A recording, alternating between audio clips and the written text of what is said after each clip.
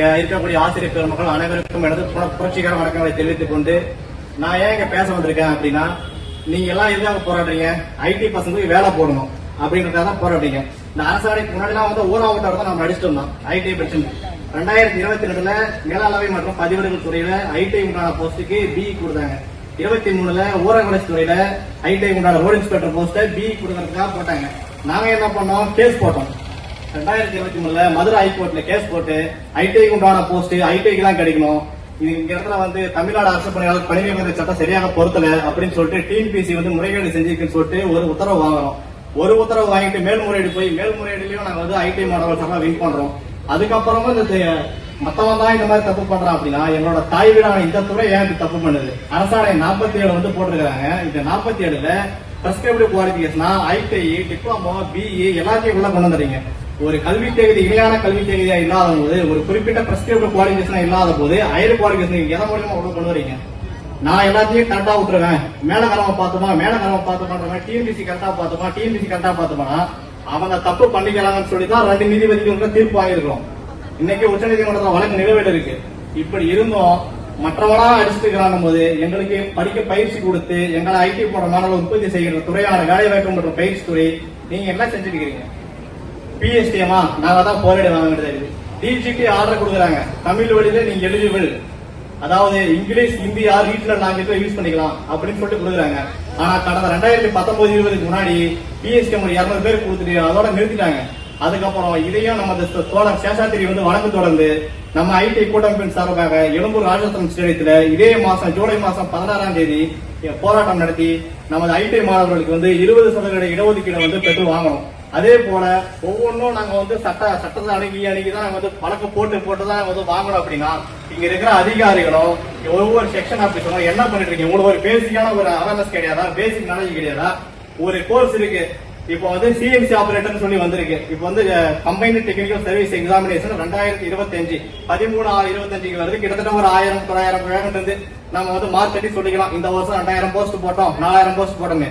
கடந்த 3 வருஷமா ஐடி சார்பில் வர ஒவ்வொரு போஸ்ட்டுக்கும் 3 பேர் மட்டும் தான் இது வரைக்கும் போயிருக்காங்க. எப்போ 2022. அதுக்கப்புறம் ஒருத்தர் கூட போக முடியல. காரணம் என்ன? ஒரு 10வது படிச்சவங்க கூட பிஇ படிச்சவங்க போட்டி போட விட்டா எப்படி ஓடும்? அது இது ஒரு காமன் சென்ஸ். நீங்க வந்து குரூப்பா கம்பேர் பண்ணுங்க. எல்லாரும் போய் கேட்டாலும் சரி, இங்கேயே வந்து இயக்குநர்கிட்ட பாத்துருக்கோம், கமிஷனரை பாத்துருக்கோம், எல்லா செக்ரட்டரியும் போய் பாத்துருக்கோம், மினிஸ்டர் பாத்துருக்கோம். என்ன சொல்றாங்க? எதுக்கு எடுத்தாலும் group 4 comparison. Group 4 10th qualification தானே, நாங்களும் அதே தான் சொல்றோம். குரூப் 4 வந்து ஒரு மினிமம் குவாலிபிகேஷன். பிஹெச்டி முடிச்சா கூட 10வது முடிக்காத வரமாட்டான். நீங்க ஐடி முடிச்சுட்டு நீங்க பிஇ வா, எம்இ வா, பிஹெச்டி வா, யாருனாலும் வா, மினிமம் குவாலிபிகேஷன் ஐடி முடிச்சுட்டு தான் சொல்றோம். ஆனா நிர்ணயிக்கப்பட்ட கல்வி தகுதியை பெறாத பட்டதாரியும் பட்டயம் படிச்சவங்களையும் அனுமதிக்கிறது தான் கண்டனத்துக்குரியது, வன்மத்துக்குரியது. தொடர்ந்து பல துறைகள் ஐடி மாணவர்களுக்கு எதிராக இழைக்கப்படும் அநீதியை கண்டித்து பல போராட்டங்கள் தொடர்ந்து பண்ணிட்டு வரோம். இப்ப இறுதியாக நாங்க வந்து இவங்ககிட்ட பல டைம் கோரிக்கை வச்சிருக்கோம். இந்த மாதிரி இவங்க டிபார்ட்மெண்ட்ல ரெஃபர் பண்ணுங்க, நீங்க வந்து ஏன் வந்து பண்றது இல்ல, மத்தவங்க தான் அப்படி பண்றாங்க, நீங்க ஏன் பண்றது அப்படின்னு கிட்டத்தட்ட ஒரு 500-1000 மெயில், ஒரு 1000 லெட்டர் கமிஷனருக்கும் செக்ரட்டரி இதே தான் எங்களுக்கு வேலை செலவு பண்ணிட்டு ஐடி மாணவர்கள் யாரு? ஒரு பின்புலத்துல இருந்து ஒரு பிஇ படிக்க முடியல, பொருளாதாரத்துல வசதி இல்ல. நம்ம சமூக நீதி பேசுற அரசு, சமூக நீதி என்ன பேசுறோம்? ஈக்குவாலிட்டிக்கும் வித்தியாசம் இல்லாம எல்லாத்தையும் ஒன்னா போட்டி போட வைக்கிறது. இது காம்படிஷன் உலகம் தான், இல்லன்னு சொல்லல. அதுக்காக யார் யாரு லட்சம் வேலை இப்ப காலிப்படைகள் இருக்கு தமிழ்நாட்டுல. நீ அவன் கல்வி தேதிக்கு அவன போஸ்டிங் போட்டீங்கன்னா அவன் வேலைக்கு போக போறான். ஏன் நீங்க இல்லாத ஒரு இது போஸ்ட் கிரியேட் பண்றீங்க? ஐடிக்கு உண்டான கல்வி தேதிக்கு ஏன் மொத்தமா எல்லாத்தையும் ஓவர் குவாலிஃபைட்ல உள்ள விடுறீங்க? சிஎன்சி ஆபரேட்டர் சொல்றீங்க. இந்த சிடிஎஸ் எக்ஸாம்ல இன்னும் போன வருஷம் தான் 4.0 நீங்க வந்து ஓன் போட்டே போலாம். 2.0 4.0 எத்தனை ஓனர் போடலாம்? தமிழ்நாடு அரசு திறமைக்கு செயல்படுது அப்படின்னு போடுவாங்க. ஆனா அது கரெக்டா செயல்படுதா? அதிகாரிகள் கரெக்டா செயல்படுத்துறாங்களா கேட்டா கிடையாது. ஏன்னா அதிகாரிகள் தான் எல்லாத்தையும் இப்ப தப்பு பண்றாங்களே. அவங்களுக்கு வந்து ஹையர் குவாலிஃபிகேஷன் வளர்த்துறோம் அப்படின்னு சொல்லிட்டு பிராக்டிகலா வந்து ஐடி மாணவர்கள் வந்து முழு நேரத்துல பாதி நேரம் வந்து பிராக்டிகலா பண்றான். பி ஸ்டூடெண்ட் வந்து என்ன பண்றாங்க? One of the part subject அது 4 வருஷத்துல ஏதோ ஒரு சப்ஜெக்ட்ல சிவிலோ, சர்வேயோ இல்ல மெஷினிஸ்ட் ஆபரேட்டரா தான் இருக்காங்க. ஆனா அதிக அளவுல பிராக்டிகலா கத்துக்கிறது யாருன்னா நம்ம ஐடி மாணவர்கள் தான். 2020 இதே துறை வந்து என்ன சொல்லுச்சு? தியரிட்டிக்கலா நம்ம எதுக்கு இது பண்ணணும்? நம்ம வந்து full and full practical oriented தானே. அப்படிங்கும் போது பிராக்டிகலுக்கு முக்கியத்துவம் கொடுத்து அன்னைக்கு இருந்த டைரக்டர் வந்து பண்ணாரு.